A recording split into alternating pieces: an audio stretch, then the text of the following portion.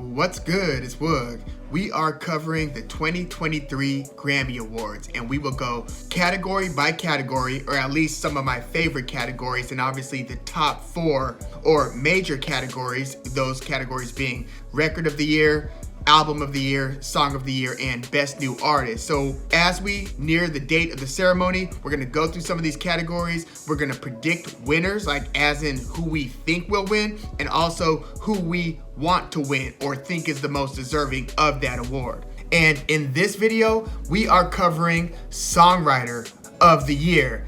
This is the first of its kind. This is the first instance of this category in the Grammy Awards. And quite frankly, I feel like this one is somewhat long overdue. I mean, we have Producer of the Year, both non-classical and classical. We have Engineer of the Year.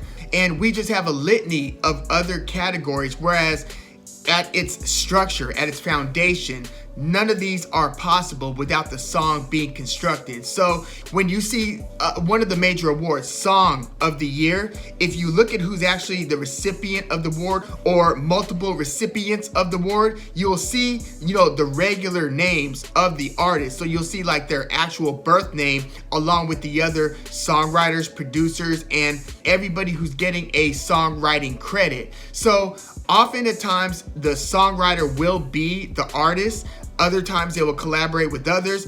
Other times it's just others. So I think that it's important to have this category just to make the distinction and to spotlight and to acknowledge some of the best songwriters in the music industry. So without further ado, let's get right into this year's, or should I say the first nominees of this Songwriter of the Year award. We've got Amy Allen, Nisha Charles, Tobias Gesso Jr., The Dream, and Laura Veltz. Amy Allen pretty much got her first notable songwriting credits in around 2018. So she was writing a few songs for Selena Gomez. That was Back to You. She wrote one of Halsey's biggest hits, if not her biggest hit, Without Me. These were both in 2018, and then she started writing songs for Astrid S or even Harry Styles. So in 2019, she wrote Harry Styles' hit Adore You. Fast forward a few years, now she's nominated for writing a couple songs on King Princess's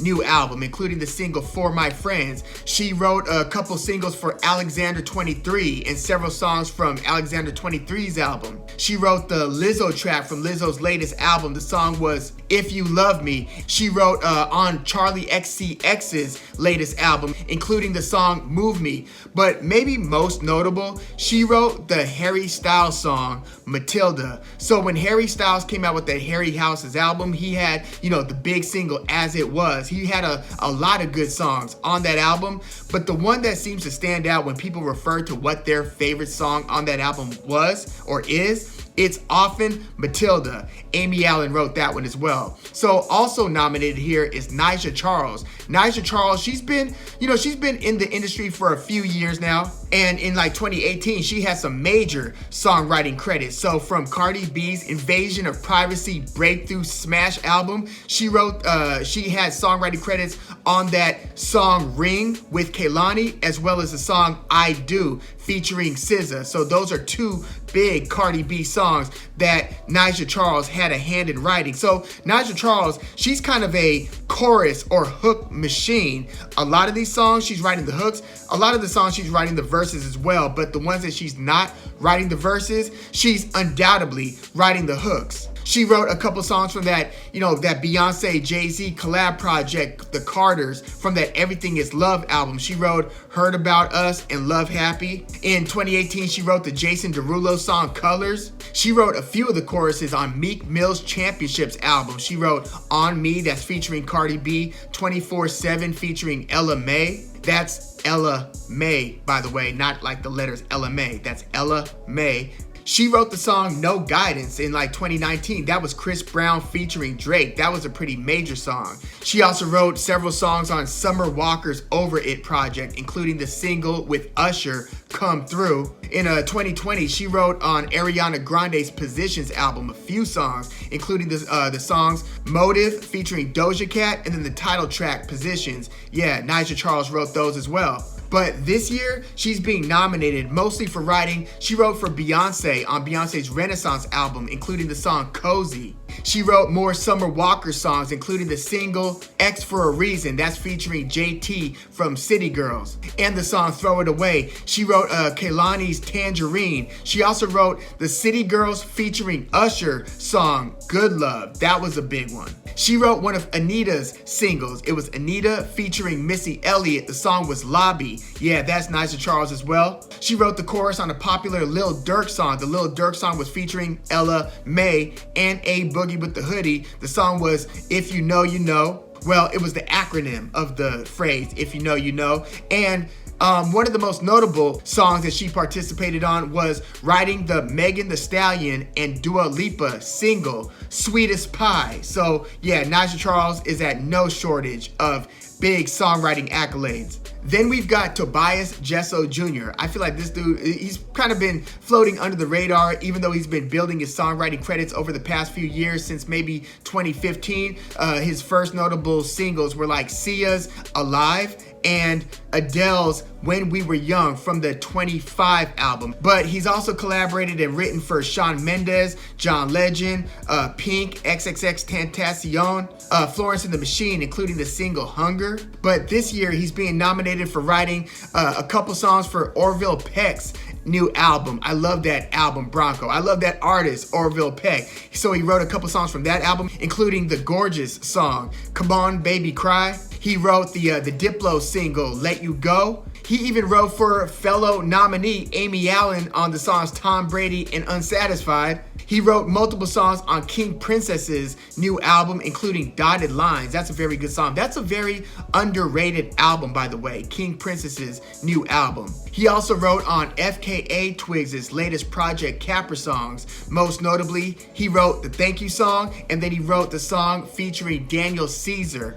called Careless. And you know how I had mentioned the Harry Styles song Matilda before? Well, my favorite song from that Harry's House album is called Boyfriends, and Tobias Gesso Jr. wrote that one. Very good Harry Styles song, Boyfriends. And then we have The Dream, who is one of the most renowned songwriters in music and has been for like several years now. The Dream, I mean, I remember when he first came out with that Shawty is the ish, ayy, the ish. Like, he had a very good album called Love Hate. He had a song called Falsetto on that as well. So he was really breaking through as a solo R&B artist, but he has had a more renowned career. He had a good solo career and a good personal recording career as the chief recording artist, but he's even most notable for being a key hit songwriter. Like, he did Rihanna's Umbrella. He did Beyonce's Shoulda Put a Ring on It, or I think it's actually called Single Ladies. He did Ciara's Ride. He did Kanye West's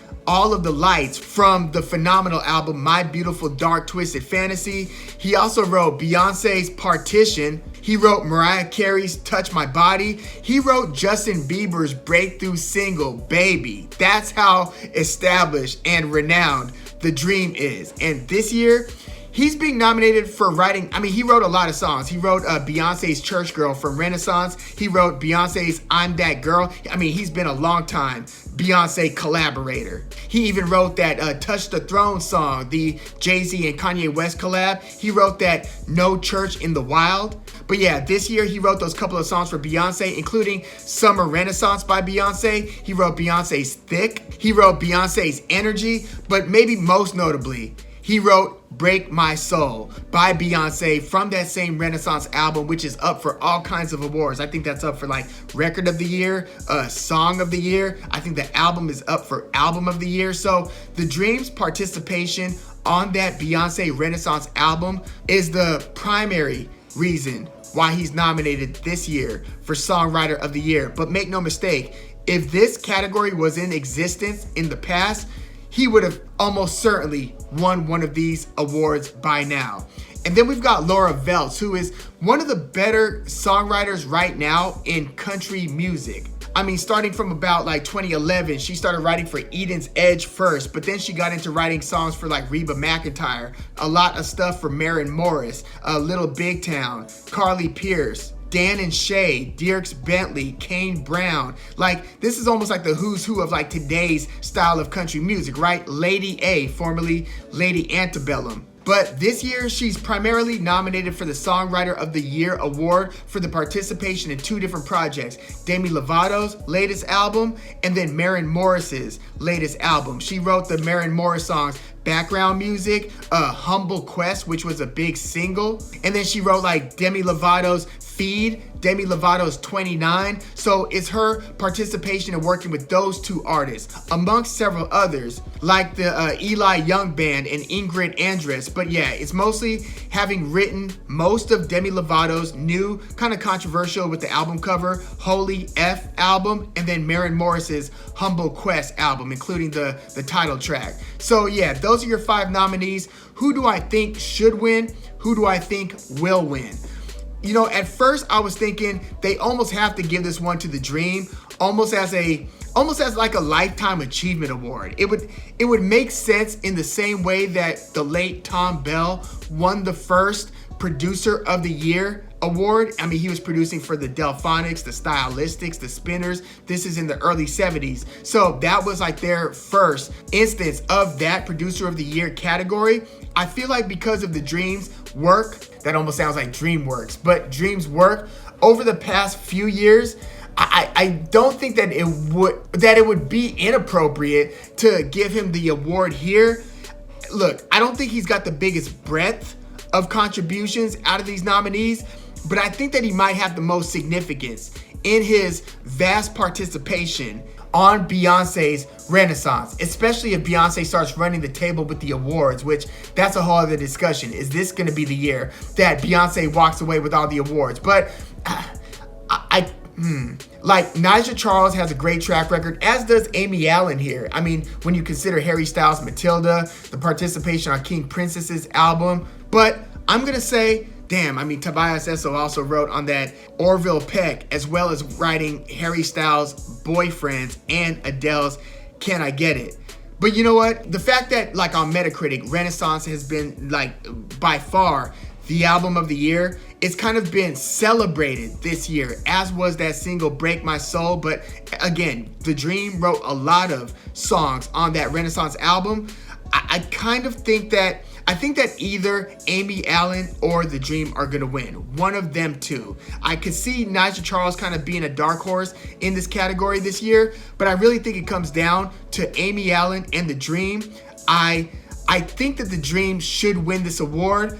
And you know what? With the success of Beyonce's Renaissance album and how heralded that has been throughout the year, I'm going to go with The Dream, both in terms of who I think will win and who I would like to see win this award this year. I mean, Break My Soul, Church Girl, Energy, I'm That Girl. Yeah, he wrote a bunch of good stuff for Beyonce, and that wasn't the only work that he did this year. He wrote like Pusha T's Rock and Roll featuring Kanye West and Kid Cudi. I mean, this guy's track record runs deep. His songwriting credits have their own Wikipedia page. So I'm going to go with The Dream this year. But yeah, let me know what you think of this category in general. Do you think that it's fitting that they introduce this Songwriter of the Year award? And who do you think and who do you want to win the first one? Let me know your thoughts in the comments. Like the video, subscribe to the channel if you love music like I do. I'm Wood. Thanks for tuning in.